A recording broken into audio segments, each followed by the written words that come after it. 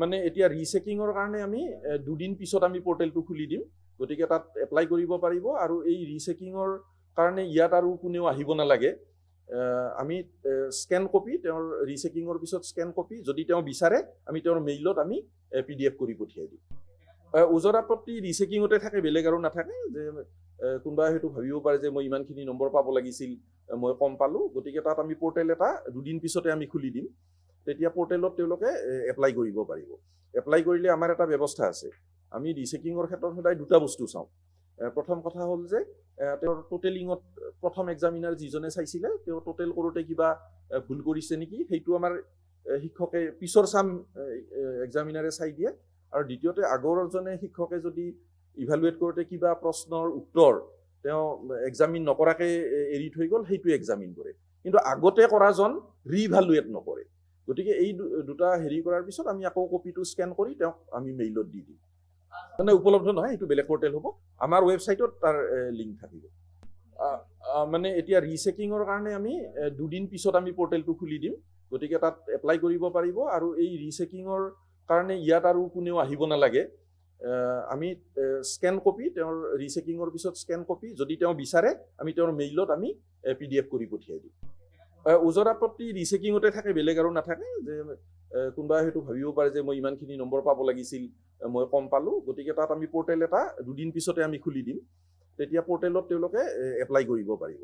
Apply কৰিলে আমাৰ এটা ব্যৱস্থা আছে। আমি ৰিচেকিঙৰ ক্ষেত্ৰত সদায় দুটা বস্তু চাওঁ। প্ৰথম কথা হ'ল যে তেওঁৰ টোটেলিঙত প্ৰথম এক্সামিনাৰ যিজনে চাইছিলে তেওঁ টোটেল কৰোঁতে কিবা ভুল কৰিছে নেকি, সেইটো আমাৰ শিক্ষকে পিছৰ চাম এক্সামিনাৰে চাই দিয়ে। আৰু দ্বিতীয়তে আগৰজনে শিক্ষকে যদি ইভালুৱেট কৰোঁতে কিবা প্ৰশ্নৰ উত্তৰ তেওঁ এক্সামিন নকৰাকৈ এৰি থৈ গ'ল, সেইটো এক্সামিন কৰে।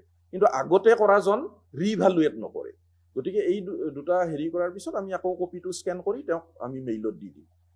মানে উপলব্ধ নহয়, এইটো বেলেগ পৰ্টেল হ'ব। আমাৰ ৱেবছাইটত তাৰ লিংক থাকিব। মানে এতিয়া ৰিচেকিঙৰ কাৰণে আমি দুদিন পিছত আমি পৰ্টেলটো খুলি দিম, গতিকে তাত এপ্লাই কৰিব পাৰিব। আৰু এই ৰিচেকিঙৰ কাৰণে ইয়াত আৰু কোনেও আহিব নালাগে।